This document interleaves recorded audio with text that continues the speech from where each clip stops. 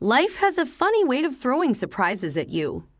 I'm Hannah, a 25-year-old woman who learned this lesson in the most unexpected place, a bustling coffee shop on a busy Tuesday morning. That day, my life took a turn when I crossed paths with Chris, a man who seemed to step right out of a story of everyday heroism. The coffee shop was my sanctuary, a place away from the high expectations of my wealthy family. I sat at my usual corner table, sipping a latte and scrolling through my phone when I heard snickers behind me. It was the Johnson twins, notorious bullies from my college days. "Look who's here, all alone, Daddy's little girl," sneered Mark, the taller of the two. I tried to ignore them, focusing on my phone, but they weren't done. "I bet that purse costs more than our rent," added Matt, his voice dripping with mockery. Feeling my cheeks burn, I muttered under my breath, "Just leave me alone." That's when Chris, who until that moment was just another customer, stepped in. He was tall with a rugged look and a confident stance. "Guys, cut it out. She's not bothering you," Chris said, his voice calm but authoritative. Mark laughed mockingly. "And who are you, her knight in shining armor?" Chris didn't flinch, "Just a guy who hates bullies. Why don't you pick on someone who fights back?" The twins looked taken aback. Matt retorted, "We're just having a bit of fun, man. No need to get worked up." Chris's gaze was unwavering. "It's not fun if she's not laughing. How about showing some respect?" The tension was thick. The twins exchanged a glance, shrugged, and walked away muttering insults under their breath. Chris turned to me, his face softening. "Sorry about that. Some people just can't grow up. You okay?" he asked, genuine concern in his eyes. I was still processing the swift change in events. "Yeah, I'm fine. Thanks for stepping in. That was really brave of you." Chris just smiled and shrugged it off. "I'm Chris, by the way. Couldn't just stand by and watch." "I'm Hannah. You really didn't have to do that, but I'm grateful." We ended up talking more. Chris was funny with a no-nonsense attitude and a surprisingly warm smile. He told me about his job at a local mechanic shop and his passion for fixing up old cars. It was refreshing to talk to someone so grounded and real. As our conversation flowed, I realized how easy it was to talk to him. He listened intently, laughed at my jokes, and shared stories of his own. He had this effortless charm about him that was hard to ignore. When it was time to leave, I found myself wishing the conversation didn't have to end. Chris walked me to the door, and we exchanged numbers. As I walked away, I couldn't help but feel a sense of excitement. Meeting Chris felt like the beginning of something new and unexpected. It's funny how life works. One moment you're just going about your day, and the next, you meet someone who changes everything. That day in the coffee shop, I met Chris, and little did I know my life was about to change in ways I couldn't have imagined. Meeting Chris, who had bravely stood up for me at a coffee shop, had quickly turned my life into a whirlwind romance. The real challenge, however, was introducing Chris to my parents. My father, a real estate tycoon, and my mother, a high-profile lawyer. They had standards as high as skyscrapers. Their reception was polite but cold. "Dad, Mom, this is Chris." I introduced him, trying to mask my nervousness. Chris, maintaining his composure, extended a handshake. "Mr. and Mrs. Anderson, it's an honor to meet you." My dad's handshake was firm, his eyes scrutinizing Chris. "I hear you work at a mechanic shop. Tell me, how do you plan to provide for my daughter?" Chris didn't miss a beat. "I'm saving up, sir, planning to run my own shop someday." The dinner felt more like an interrogation, with my dad throwing sharp questions, almost challenging Chris's worth. After Chris left, my dad summoned me to his study. "Hannah, that boy isn't right for you," he said, his voice stern. He slid a folder across his desk towards me. "I've done some digging. You need to see this." Furious, I pushed the folder back without opening it. "I can't believe you'd stoop this low." "I trust Chris, Hannah. Don't be a fool," he retorted, his voice rising. "This isn't just a game, it's your future." I grabbed the folder, tore it in half, and stormed out, leaving the pieces on the floor. I was fuming. How dare he pry into Chris's life and judge him without knowing him? That night, I lay in bed, my mind racing.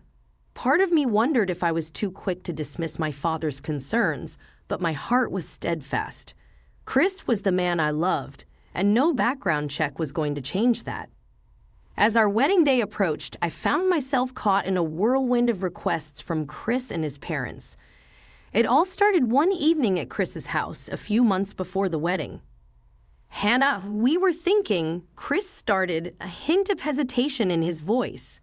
"Since you don't have the means, could you maybe cover the wedding expenses?"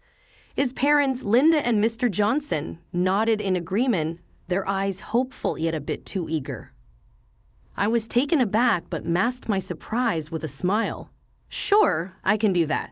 It's our special day after all." As the weeks passed, their requests grew. During a high-end boutique visit to select wedding attire, Linda pointed at an extravagant dress. "Oh, Hannah, this is beautiful, but it's so pricey." I caught the hint. "Don't worry, Linda. If you like it, it's yours." Mr. Johnson chimed in, eyeing a suit. "Well, if we're all dressing up, might as well go all out, right?" Their gratitude was short-lived and soon turned into expectation. Every meeting brought a new request. "Hannah, dear, could we add this to the menu, or how about a bigger flower arrangement?" I found myself agreeing each time, partly because I was in love and partly because I didn't want to disappoint them. On the wedding day, everything was lavish, paid for from my pocket. Chris looked dashing, and his parents were beaming in their expensive outfits. My parents arrived, their expressions stiff. During the reception, my father stood up to speak. "Hannah has always lived a life of luxury," he began, his voice stern. "But it's time she learned the real world. As of today, she's financially cut off." A wave of whispers swept through the room. I felt my face flush with embarrassment. Chris squeezed my hand, his expression a mix of shock and worry. "Dad, you can't do this," I said, my voice trembling. "This is for your own good, Hannah. You need to learn to fend for yourself," he replied, unyielding. The rest of the evening felt surreal. Chris and his parents were unusually quiet. As we left, Chris pulled me aside. "Hannah, what are we going to do?" I forced a smile. "We'll manage, Chris. We have each other." But as we drove away, a sinking feeling settled in my stomach. My father's words echoed, and I couldn't shake off the feeling that my once blissful relationship was about to face its toughest test yet. The honeymoon period didn't last long. After the wedding, I quickly realized that my marriage to Chris was going to be nothing like I had imagined. The shift was abrupt and jarring. We moved into Chris's parents' house temporarily, or so I thought. The first morning, I came down to breakfast and was met with cold stares from Linda and Mr. Johnson. The air was thick with tension. "Morning," I said, trying to sound cheerful. Linda didn't look up from her coffee. "You should start looking for a job, Hannah. We can't afford to feed an extra mouth here."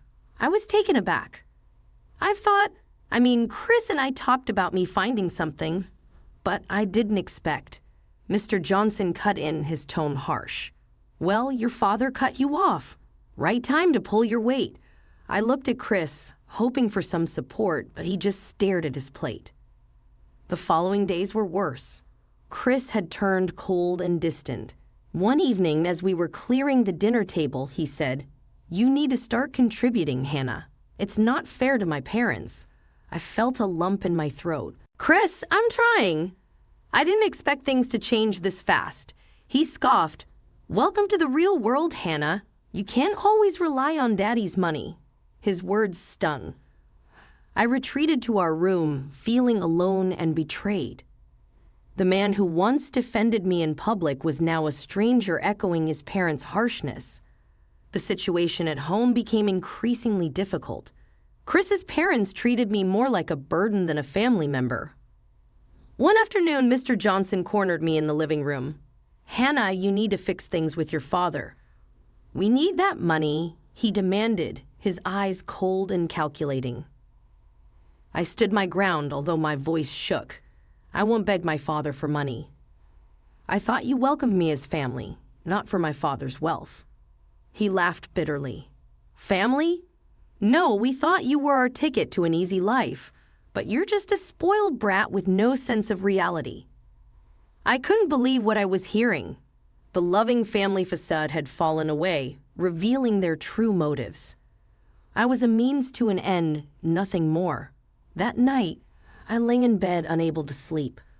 The walls of the room felt like they were closing in on me. I was trapped in a house with people who saw me as nothing more than a cash cow, and the man I loved had turned into someone I didn't recognize. I missed my old life, but I was determined not to run back to my father. I had to figure this out on my own. However, as the days passed, the weight of my situation grew heavier. I was stuck in a loveless marriage with in-laws who only cared about what I could bring them financially.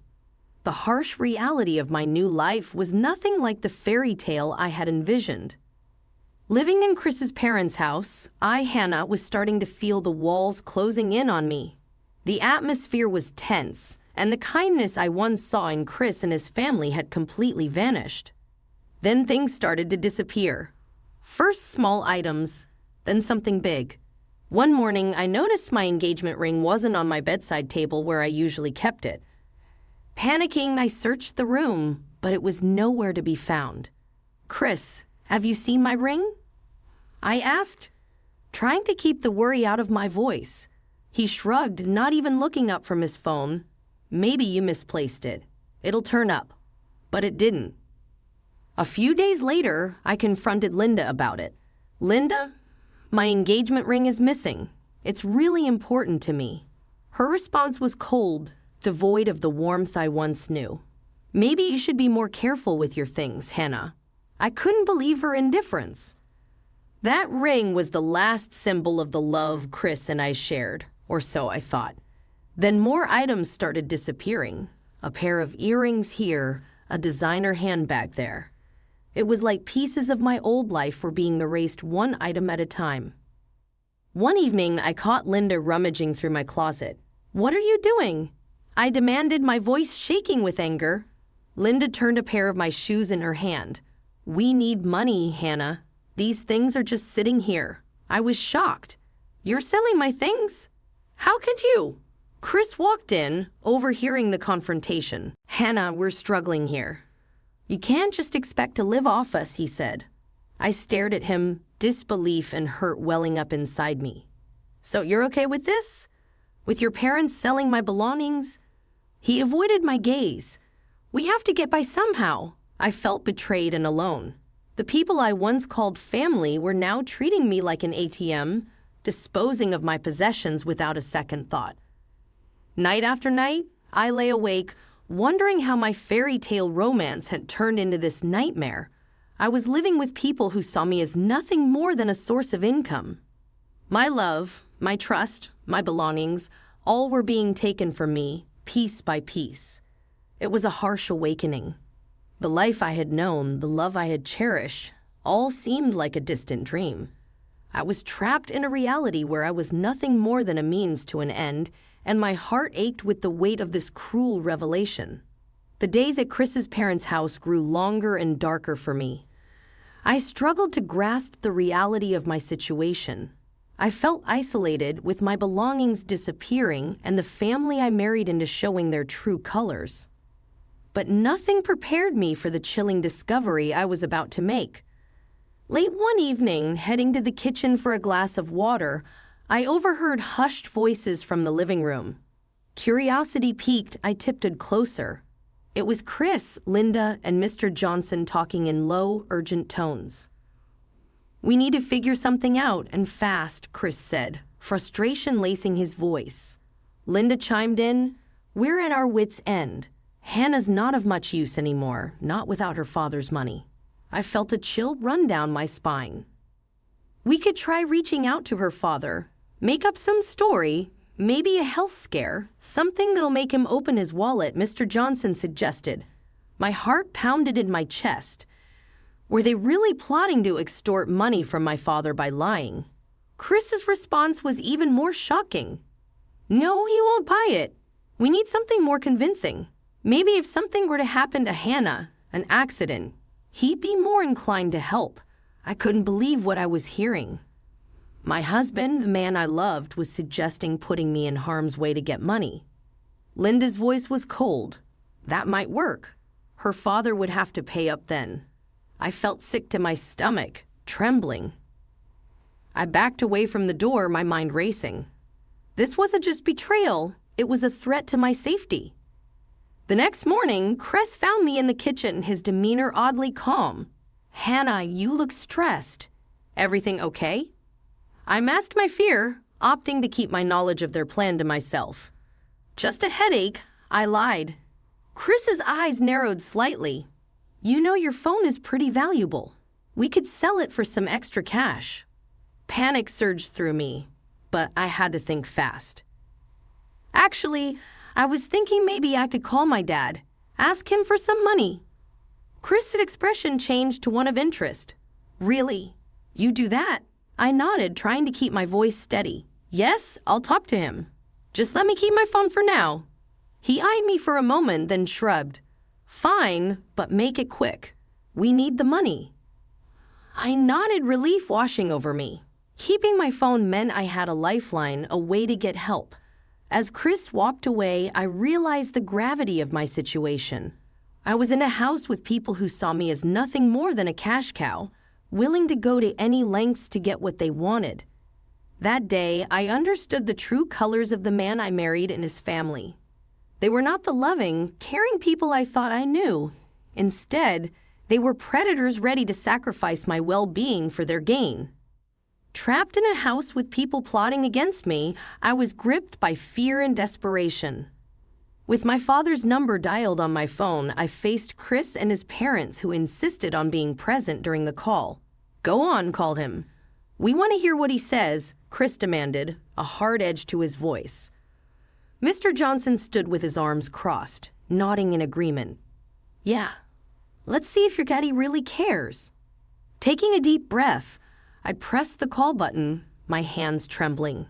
Dad, it's Hannah, I said, trying to sound calm. Hannah, what's going on? Dad's voice was filled with concern. Remembering the code phrase he taught me as a child, I said casually, Dad, do you remember my old teddy bear, Mr. Snuggles? I really miss him. There was a brief silence on the other end. Yes, I remember. Don't worry, we'll take care of it, Dad replied, his voice now stern with a hidden urgency. Chris and his parents looked at each other, confused by our cryptic exchange. So is he going to send the money? Chris asked, his impatience growing. I nodded, playing along. Yes, he said he'll help us. An hour passed. The longest hour of my life. Chris and his parents were smirking, confident in their deceitful plan. But their smug expressions turned to horror as the front door was suddenly kicked open. Men in suits, clearly my father's security, stormed in. My father was right behind them, his face a mask of fury and concern. What the hell is this? Mr. Johnson blustered, only to be restrained by the security. Chris stood up, his face pale. Mr. Anderson, what are you doing here? My father's gaze was icy as he walked up to me. Hannah, are you all right? I nodded, fighting back tears. Yes, Dad. I'm okay now. He turned to Chris, Linda, and Mr. Johnson, his voice thundering through the room. You've been threatening my daughter, trying to manipulate her. That's not going to fly. Chris tried to speak, but the security team was already handcuffing him and his parents. The realization that their plan had failed was written all over their faces. As the police arrived to take over, my father wrapped his arm around my shoulders, leading me out of the house. The place I had once entered with hope and love was now a scene of a failed extortion plot. Sitting in my father's car, driving away from that nightmare, I felt a wave of relief wash over me. The danger was over, thanks to the secret code and my father's swift action. After the terrifying ordeal with Chris and his parents, I found myself sitting in a courtroom, a mix of anxiety and determination in my heart as I waited for the trial to begin. My father, sitting next to me, squeezed my hand. "You're doing the right thing, Hannah," he whispered. The judge entered and the room fell silent. Chris, Linda, and Mr. Johnson were brought in, their faces a mixture of shame and defiance. The trial began, and it was my turn to testify. Standing there, facing the people I once called family, I felt a surge of courage. "Your Honor, these people manipulated and threatened me. They plan to harm me for financial gain," I said, my voice steady.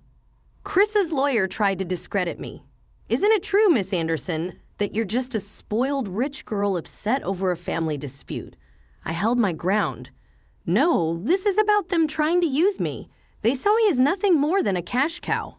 The evidence was overwhelming, especially the recording of their plot and the testimony from my father's security team. Chris and his parents sat there, heads bowed, as the reality of their actions sank in. Finally, the judge delivered the verdict. For the crimes of extortion and conspiracy to commit harm, I sentenced the defendants.